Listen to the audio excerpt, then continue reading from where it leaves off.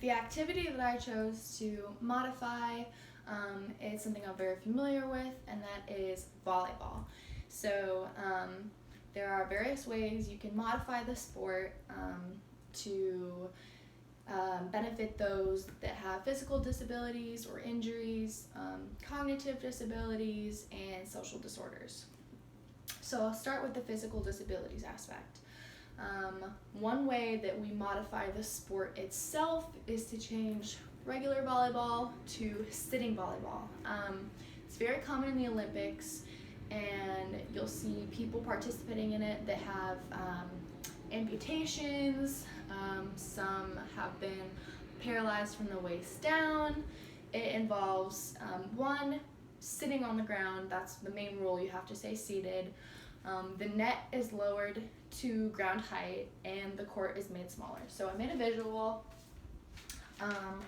This is the size of a normal volleyball court, and this is the size of a sitting volleyball court, just for example. Obviously, because these individuals can't run or jump or dive, really, they make it smaller to make it easier. So that's one way the sport is modified itself, but the individual skills can also be modified. So for instance, if there are individuals with injuries, I've gone through these myself, where let's say I have a stress fracture and can't run, jump, dive, or do anything really involving my legs.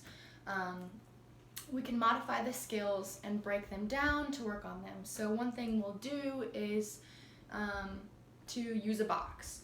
And so normally, let's say for passing, I have to use my legs, I have to take steps, I have to shuffle, I have to dive, and I have to squat. And so we want to eliminate that leg movement. So we'll introduce a box.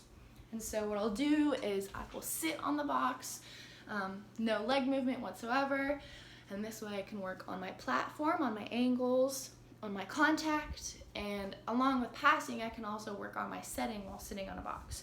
So again, I'll be seated and I can work on my hands and my arms as well. And so there's that aspect. But if I wanted to work on my, let's say, hitting or my blocking, and if I'm allowed to stand, I can stand on the box. Right now I won't because I don't want to hit my fan, but if you can imagine that I'm standing on a box, I can move it close to the net, so the net will be about at chest height, and I will just stand here and have somebody toss me balls, and I will hit and work on my arm swing.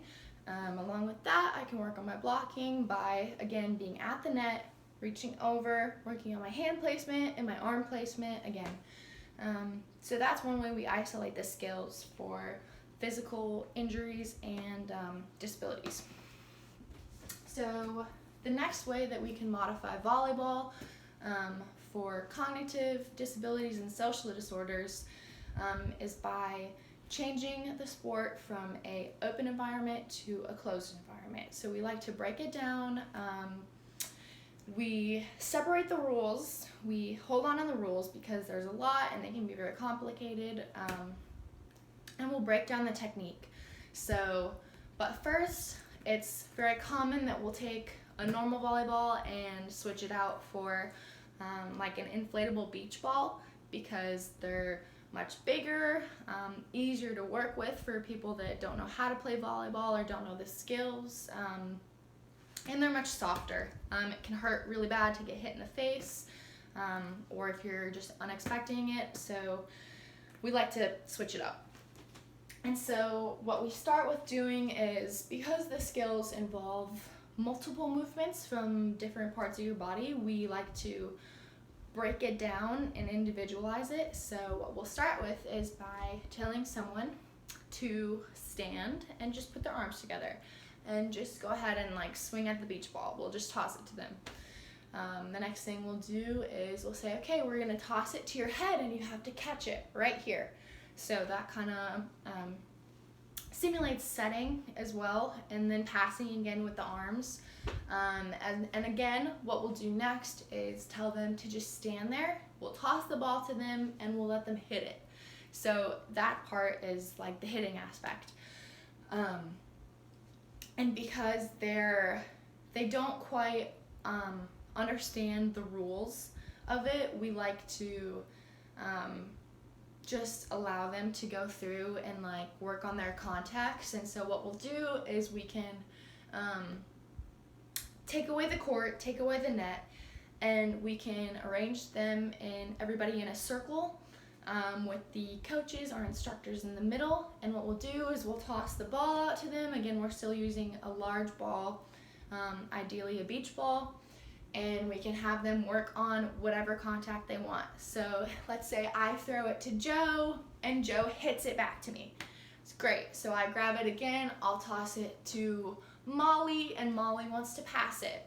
And so eventually what we do is make the circle a little bit smaller so that the coaches can go away and they can just work on passing and setting and hitting to each other. And they actually have a lot of fun with this. I've worked with this before in the past with individuals with Down syndrome and autism, and they really enjoy the aspect of just working on their skills in volleyball. And later, once they understand those, then you can maybe introduce a net, but we like to break it down and create a closed environment where they can really focus on their skills.